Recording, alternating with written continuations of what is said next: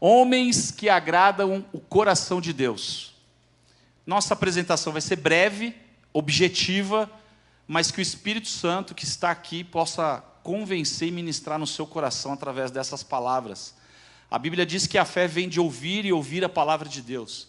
Então, de uma forma objetiva, eu quero lançar essa semente no seu coração e mostrar para você que você tem duas escolhas.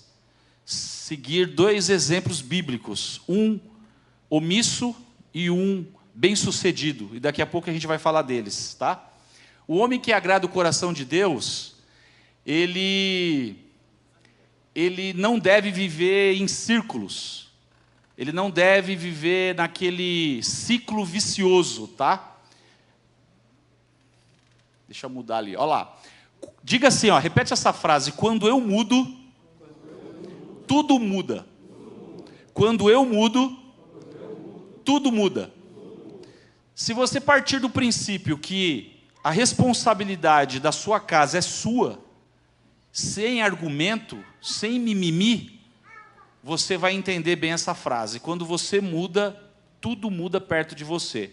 Se você não muda, você vai ficar igual essa ilustração. Ou você muda, ou tudo se repete. É um ciclo vicioso. É um vício que não vai ter fim. Por quê? Porque você não mudou a sua forma de agir, a sua forma de pensar ou a sua forma de falar. A Bíblia fala lá em Gálatas 5 sobre o fruto do Espírito. E tem ali, entre o fruto do Espírito, tem a mansidão, o domínio próprio, que eu acho que a maioria dos homens deve aplicar em si. Porque é nessa hora que o homem fala mais do que deveria. E palavras, elas ferem mais do que um tapa no rosto. Tanto para a esposa dentro do casamento, como para com os filhos, como para a sociedade. Então, quando você muda, tudo muda. E se você não muda, tudo vai se repetir. A primeira semente de Satanás na vida do homem, que ele lança lá no coração do homem, é a insatisfação. Ele lança a insatisfação no nosso coração, e a partir dessa insatisfação, que quer dizer, a insatisfação é um sentimento interior que uma pessoa sente quando suas expectativas não são atendidas.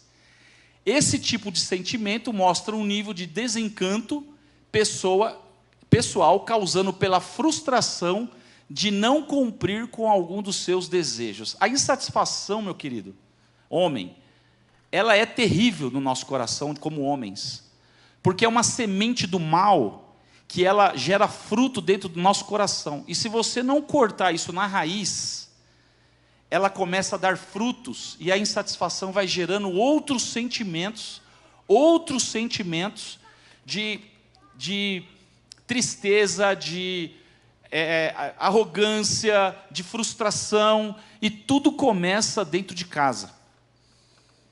Quando o homem está insatisfeito, ele aceitou essa semente no coração, ele gera insatisfação com a sua esposa, isso rapidamente migra para os filhos. E aí o homem, ele sai daquele ciclo de vida de Deus, e ele começa a ser mecânico, irracional, e muitas vezes irracional. Então, a insatisfação é uma das áreas, é uma das sementes que Satanás joga no coração do homem, que é na qual nós temos que ter mais cuidado. Existem muitas outras, mas eu diria que a insatisfação, ela é muito perigosa na vida de um homem. Porque faz o homem tomar decisões erradas. E nós somos resultado das nossas decisões, sejam elas boas ou ruins, certo? Aí, olha, o resultado da insatisfação é essa imagem aqui, ó. Quando você espreme uma laranja, sai o que dela? Sai um suco de laranja, né? Se eu espremer você, o que vai sair daí de dentro? Se eu espremer, se você for espremido pela sua esposa ali, num momento de uma crise, seja ela qual for, o que vai sair efetivamente dentro de você? Só você pode responder. Você, Deus e o diabo. E talvez o seu discipulador, se você tem coragem de abrir o coração para ele. O homem, ele tem um caldo aí dentro. E esse caldo, ele é expelido quando ele é espremido na dor, na crise, no dia mau. Se eu espremer uma laranja, ela não vai sair limão. Ela vai sair laranja. Ela vai sair o original dela. Se eu espremer o homem, o que vai sair? Se você espremer assim, o que vai sair daí de dentro? Você é um homem de Deus? Você é um cara presente? Você é um homem que vive segundo o coração de Deus? Por isso que o tema da palestra, da mensagem é essa: homens segundo o coração de Deus. Porque se você for espremido no dia mau, naquele dia triste, naquele dia aterrorizante que existe ele, não vamos ser hipócritas, né? Ele existe. O que vai sair de dentro de você? Como que é a sua conduta no seu trabalho? Como que é a sua conduta no trânsito? Quando você toma uma fechada. Pensa num cara manso, no trânsito é eu. Adesivei o carro, por que você acha? Porque é só para divulgar o ministério, o projeto dos legendários? Não, é porque eu era estressado também. E aí você adesiva, meu amigo, eu dou luz para todo mundo passar, eu dirijo igual um senhor de 90 anos no trânsito, ando devagar, eu recebo foto quase todo dia do meu carro no trânsito. Eu vi você, tá? Sua seta está queimada, sua luz de freio está queimada, Ney. Sério, já recebi isso daí, sua luz de freio está queimada. Falei, obrigado, irmão. Pensa num cara avisado no trânsito por causa do carro. Mas pelo menos eu sou manso no trânsito agora. Porque às vezes dá aquela escorregada. Lembra quando você dava aquela escorregada? Em nome de Jesus eu estou falando dava porque é do passado, né? Então, o suco de laranja, ele é suco de laranja porque ele está sendo exprimido. E aí é uma coisa para você meditar. E ali, ó, eu vou colocar 2 personagens bíblicos para vocês. Um foi Adão. Você vai escolher o que você é, tá? Você vai conversar no final aqui da apresentação sobre isso. E você vai escolher. Deixa eu ficar de olho no relógio aqui. Lá em Gênesis capítulo 3, ele narra a história de Adão. Depois ele entra em Gênesis capítulo 4. Eu não vou ler o texto para não tomar muito tempo. Mas você deve conhecer essa história. Adão, ele foi escolhido um homem para cuidar e gerenciar o jardim do Éden, certo? Ele era o responsável para cultivar toda aquela beleza, dar os nomes aos bichos. Aí Deus percebeu que ele estava sozinho, o que ele fez? Deu uma mulher para Adão. Adão adormeceu, Deus foi lá, tirou da costela, aquele processo todo que você já conhece. Veio Eva, e Deus falou para ele, falou, olha, daquela fruta ali, ó, você pode usufruir de tudo aqui, é tudo, fica à vontade, é tudo seu, mas ali, ó, tá vendo ali? Ali não, ali você não pode ir, porque se você for ali, você vai pecar, vai dar ruim. Adão foi trabalhar, sei lá para onde Adão foi, e a esposa dele, a mulher dele, foi conversar com a serpente. A Bíblia diz que ela era sarcástica, perigosa, traidora. E começou um diálogo com a mulher de Adão, com Eva, e enganou Eva. Não, imagina, a serpente falou, pega lá, não dá nada não, pode pegar. Ela foi lá e pegou e deu para o seu marido. E aí deu ruim. Deus apareceu ali no jardim, foi visitar e exortou, e Adão, além de não estar cuidando da esposa dele como deveria, orientando a esposa dele como deveria, quando ele foi exortado, ele ainda teve uma resposta ríspida para com Deus. Também foi essa mulher que tu me destes. Ou seja, não assumiu a responsabilidade. Fácil, né? Fácil jogar a culpa para alguém. Foi o que ele fez. Então esse camarada, Adão, que é bíblico, está em Gênesis, é um exemplo a não ser seguido. Por quê? Porque tem outras falhas que ele cometeu, e mais adiante no capítulo 4, quando ele tinha 2 filhos, Caim e Abel. Quando nós pais, quem tem filhos aqui, levanta a mão. Você tem filhos aí, né? Bastante, quase todo mundo. Nós temos que conhecer o coração dos nossos filhos, discipular os nossos filhos, saber o que eles gostam. Cara, é uma missão que só a graça de Deus para nos ensinar e nos dar sabedoria, estratégia, agir de forma preventiva com os nossos filhos. Porque se você for agir de forma corretiva muito tarde, vai dar trabalho, vai ser difícil. O milagre do Espírito Santo pode acontecer, mas vai te exigir mais esforço fazer ação corretiva quando ele estiver na adolescência ali. Eu tenho 2 adolescentes, tem um de 14, vai fazer 15 dia 12 agora, de abril, e um de 16. Eu sei bem o que eu estou falando. Graças a Deus, são bem discipulados.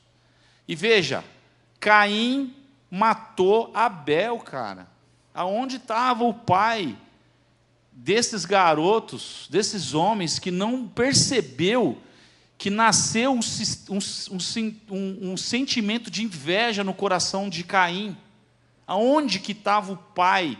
Ou você acha que esse sentimento nasceu do dia para a noite? Não nasceu, ele foi construído. Quando ambos foram apresentar a sua oferta a Deus, Deus se agradou da oferta de Abel e fez ali uma exortação a Caim. Aí a inveja já estava ali. Ele foi lá e matou o irmão dele. Quem é a culpa? A culpa é dele, ele que matou, foi o primeiro homicídio. Mas cadê o pai? Ao longo da criação desses filhos, que não viu esse sentimento nascer no coração. Eu vou contar um negócio para vocês. Normalmente eu não falo isso. 2016, julho de 2016, eu estava me preparando para mudar para Curitiba. Eu sou do interior de São Paulo. Eu sou paulista de Santo André, mas conheci minha esposa em Americana, interior de São Paulo. Estava num processo de transição para vir para cá, por vários fatores, entre eles um ativismo religioso, penetrado dentro da igreja ali, tal, outra história. Meus filhos não sabiam nem andar de bicicleta. E eu falei, eu não posso deixar os meus filhos crescer nesse contexto. Eu preciso fazer alguma coisa, minha esposa não está legal, enfim. E ali eu comecei um jejum com os meus filhos. Dia 29 de julho, comecei um jejum por eles. E esse jejum tinha como propósito, que dura até hoje, eles serem apaixonados por Jesus, eles serem amigos entre eles, amigos mesmo, eles casarem com meninas abençoadas, tementes a Deus e que sejam apaixonadas por eles. E ali eu falei, Deus, a partir de hoje eu não tomo mais refrigerante, não tomo mais, não tomo coca, não tomo guaraná, não tomo fanta, não tomo nada. No legado que eu formei com eles, eu intensifiquei esse compromisso, acrescentei energético. Eu estava tomando muito energético, pastor. Estava substituindo o negócio, porque o negócio não faz bem. Eu falei, quer saber, eu vou cortar também e incluir agora. Não tomo mais. E isso dura até hoje. E os meus filhos são amigos, são tementes a Deus, são líderes de célula, mas a ação corretiva, o radar está ligado ali. Estou ligado neles. Adão é um exemplo de um homem da Bíblia que nós temos que pegar ali os pontos errados que esse homem cometeu, para você avaliar como que está o seu casamento, como que está o seu cuidado com a sua esposa. Nossa esposa gosta de conversar, cara. Ela gosta de conversar, a sua esposa quer conversar. Ela quer contar o que aconteceu, e às vezes a gente não tem muita paciência. Os nossos filhos querem conversar, precisam. Se ele não encontra em você esse diálogo, ele vai encontrar em alguém lá fora. E esse alguém lá fora, muitas vezes, não vai dar o conselho que você, pai, deveria dar. Seja você pai de menino, ou seja você pai de menina. Ah, mas ela é menina, ela tem que aprender as coisas com a mãe dela. Não, ele eleva a sua régua. Se você é pai de menina, quem é pai de menina? Levanta a mão. Eu não sou, mas se eu fosse, eu levaria ela para jantar, eu abriria a porta do carro, eu daria flores, eu ia elevar o nível da régua. Por quê? Ela ia se acostumar com esse ambiente, com esse servir da minha parte, para que quando viesse ali um pretendente, ela ia ter o mínimo que esse camarada tem que fazer por ela. Então, o nosso papel de pai, ele é muito importante. Eu elevei a régua dos meus filhos. Cara, eles sabem da responsabilidade deles como homens, que eles vão ter famílias, vai ter esposa, vai ter os seus filhos, eles sabem exatamente a responsabilidade deles. Não vai namorar antes, vai namorar para casar. Sem conversa, não tem, nem fala mais sobre isso. Vai namorar para casar. Vai namorar quando tiver condições de bancar o namoro, e tem que ser um namoro curto, porque senão vai pecar. O testosterona está lá em cima, cara. Nós, pais, temos a revelação, o canal direto com Deus, para revelar a estratégia para conduzir a educação dos nossos filhos. Mas como que eu vou conduzir a educação do meu filho se eu não estou bem? Se eu não busco a Deus, se eu não participo das reuniões de homens, do discipulado, de vigília, como? E outro exemplo de homem de Deus, esse cara, pouco se fala dele na Bíblia, mas foi José, pai de Jesus. Mateus capítulo 2, capítulo 3, narra a história de José. José, Maria estava prometida a José. E ela se viu grávida, o Espírito Santo chegou nela e falou assim: você vai ficar grávida de Jesus, o Messias, e ele vai salvar o mundo. Ela se viu grávida antes de estar casada. José recebeu Maria ali, mas ficou meio assim, mas o Espírito Santo, o anjo foi até ele e falou: receba Maria, porque o que ela recebe, o que ela está esperando é fruto de Deus, ele é o Messias, ele vai salvar o mundo. José recebeu Maria como esposa, porque se ele tivesse denunciado ela seria morta, apedrejada, morreria ela e o bebê. Mas não, ele protegeu e recebeu Maria como esposa. E ele não conheceu Maria até que o filho dele nascesse, até que Jesus nascesse. Ele não conheceu Maria. Ele não teve contato sexual com Maria. Cuidando, protegendo a sua esposa, porque o que nela tinha era do Espírito Santo, era de Deus, era um homem que vinha para mudar a história da humanidade. E quando ele nasceu, o que José fez? Diante daquele contexto de perseguição, de matar os primogênitos ali e tal, ele fugiu para o Egito. Ele protegeu Maria, ele cuidou de Maria e cuidou do seu filho, protegeu. Encurtando a história, Jesus com 12 anos, ele já estava pregando nas sinagogas. Ele aprendeu a profissão, uma profissão nobre. Jesus, ele foi ensinado, ele teve um pai presente. Você já parou para pensar que o seu filho, ele pode ser um presidente da república? O seu filho, ele pode ser um pastor? O seu filho, ele pode ser um piloto de avião? O seu filho pode ser um jogador de futebol? O seu filho pode ser o que Deus quiser na vida dele. E você é o cara que tem que conduzir, discipular o seu filho. Você é o cara que tem que conduzir, discipular a sua filha. Juntamente com a sua esposa, ensinar o caminho, ensinar a Bíblia, fazer devocional, mostrar. E no dia difícil de tomar decisão, buscar em Deus essa decisão. A Bíblia diz que o homem espiritual, ele discerne todas as coisas. Mas como que eu vou discernir se eu não sou espiritual, se eu não busco Deus? Eu vou tomar decisão baseado na minha experiência, naquilo que eu acho que está certo. Essa é a tendência do homem. Ou ser omisso, não fazer nada, e deixar que a esposa decida. Pai, eu preciso fazer isso aqui. Vai lá falar com a sua mãe. Mãe, eu preciso fazer isso aqui. Vai lá falar com o seu pai. A criança fica perdida. E ela vai ouvir uma voz estranha lá de fora. Existe casamento perfeito? Não. Não existe casamento perfeito.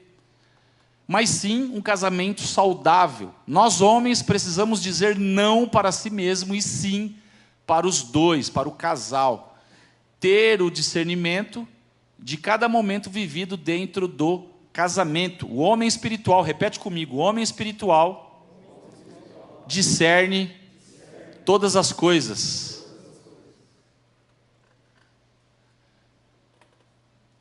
Se não existe casamento perfeito, ele pode ser saudável. E depende de você para que isso aconteça. Obrigações do homem. Sacerdote. O homem tem a autoridade para abençoar sua família através do jejum, da oração e da intercessão. O homem, ele precisa ser profeta, transmitir a mensagem de Deus dentro da sua casa, ensinando e exortando segundo a Bíblia. Não fala assim, vai lá falar com a sua mãe, que é muito comum. Vai lá falar com a sua mãe lá. Vai lá, piá, falar com a sua mãe. Não, é você que tem que falar. É você que tem que ensinar. Existe um tabu. Aqui só tem homens, né? Mas está ao vivo. Está offline. Existe um tabu do pai não falar sobre sexualidade com o filho. Existe esse tabu. E você precisa falar sobre sexualidade com o seu filho. Falar sobre sexualidade com sua filha. Porque se você não fizer, alguém vai fazer. Não é a escola que tem que se ensinar, é você. Só para vocês terem uma ideia, eu ensinei os meus filhos o que significava cada palavrão que eles iam aprender, uma hora eles iam aprender. Eu falei, isso aqui é um palavrão, significa isso aqui é um palavrão. Você nunca abra sua boca para falar isso aqui, porque isso aqui é palavrão, uma palavra feia, torpe, horrível, nojenta. Você vai ouvir isso, você sabe o que é, e você não vai reproduzir isso, porque você já sabe o que é. E se você ouvir uma palavra que não é essas aqui, que você não sabe o que é, você nunca vai reproduzir. Você vai vir perguntar para mim, o que é isso aqui, pai? Eu ouvi lá na escola. E aí ele vai trazer para você e você vai explicar a ele. Se você não fizer isso, alguém vai fazer. Alguém vai fazer. Se você não falar sobre sexualidade, alguém vai fazer. Alguém lá na escola vai ensinar sobre sexualidade. Seja menino ou menina, alguém vai fazer. E eu, em nome de Jesus, que seja você, pai. Nunca é tarde para fazer. Terceira, protetor. O homem é chamado para ser protetor. José protegeu Maria. José protegeu Jesus quando ele fugiu. Não somente físico, mas espiritual e emocional. Sabe quando você vai no shopping e você vai descer a escada rolante? Você está descendo a escada rolante. Um exemplo de proteção. Você posiciona na frente dela. Porque se a escada rolante travar, ela não vai cair para frente. Por quê? Porque você está ali. Ou se você vai subir a escada rolante, você se posiciona atrás dela. Se a escada rolante travar, ela não vai, você está ali para segurar. Você está andando na rua. Nós, homens, andamos para o lado da calçada, ali, para o lado da rua. E ela para o lado de dentro. Exemplos assim, simples. Vai para o mercado. O homem empurra o carrinho. Meio óbvio, né? Mas são exemplos simples de proteção. Exemplos bem simples de proteção. E provedor. O homem é chamado para prover as necessidades da sua família. E aí eu coloquei em destaque ali que a prosperidade não é carro do ano. Não é um apartamento quitado, não, nada disso. A prosperidade é a ausência de necessidade. Não se cobre porque a grama do vizinho é mais verde. Não se cobre se sua esposa ganha mais que você. Viva em unidade dentro da sua casa, porque a prosperidade ela é a ausência de necessidade. Se você estiver caminhando segundo a direção de Deus, o seu coração estiver convertido a Deus, tudo se torna leve. Sabe por quê? Porque se você não mudar, tudo vai se repetir na sua vida. É um ciclo. Repete comigo, quando eu mudo, tudo muda. Quando eu mudo, tudo muda perto de mim. Se você não mudar, tudo vai se repetir. E quando a gente fala de proteção emocional, é aquela proteção de você não discutir, não gritar, não falar alto. Porque quando o homem faz isso, ele perde o coração da esposa, ele perde a referência, o filho perde a referência. E eu vou falar uma coisa para vocês. Nós aqui, homens, nós não somos super-heróis. Mas nossos filhos, eles não estão preparados para a gente tirar a capa perto deles. A gente não é super-herói, mas eu não posso tirar a capa perto do meu filho. Sabe o que significa? Você não pode mostrar sua fraqueza perto do seu filho. porque você é a referência dele. Você tem dia mal? Tem, eu também tenho dia mal. Tem dia que eu estou triste? Tem dia que eu estou triste. Aí eu tenho o meu discipulador, eu tenho os meus amigos próximos que eu vou pedir oração. Mas não, chorar na frente dos meus filhos, porque eu estou com um problema, não, isso não. Eu não sou um super-herói, mas eu não tiro a capa perto dele. Não tira a capa perto do seu filho. Não tira a capa perto da sua filha, porque eles não estão preparados para ver as nossas fraquezas. Eles têm como nós, as referências estão em nós. E quando eu encaro a realidade de casamento, de filho, de educação, de devocional, de buscar a Deus de uma forma intensa, junto com a minha família, tudo vai mudar perto de mim a partir do momento que eu assumo essa responsabilidade. Amém? Quero que você feche seus olhos, eu vou orar, eu vou direcionar aqui para o Mozart, ele vai finalizar aqui essa apresentação. Pai querido, eu te agradeço por essa noite, por esses homens, Senhor, que estão reunidos aqui, com um propósito de crescer entre eles e Deus, nós e o Espírito Santo. Que o Senhor nos direcione e nos mostre, Pai, no que precisamos mudar no nosso caráter. O que eu preciso fazer para melhorar o meu relacionamento, família, com a minha esposa e com os meus filhos. Senhor, direciona cada um aqui, Pai. Revela no coração de cada um aqui o que precisa ser feito, Pai. Pai, que o sacerdócio, o profeta que está dentro desses homens, a proteção, a provisão, venha estar viva no coração de cada um aqui, Pai, para representar Deus dentro das suas casas. É o que nós oramos nessa noite, e possamos aplicar isso, Pai, todos os dias, sermos como José, que foi um pai presente, cuidadoso, e é Pai nada mais, nada menos que Jesus, o nosso Salvador. Te agradeço assim nessa noite, em nome de Jesus, amém. Amém, amém. Uma salva de palmas pela vida do Ney. Meu irmão, muito obrigado. Deus abençoe tua vida. Aqui está um presente do ministério para você, Obrigado, uma lembrança para você aproveitar com a tua família aí. Legal, obrigado. Deus abençoe. Amém. Você é muito bem-vindo aqui e volte sempre. Amém? Quem gostou aí? Amém?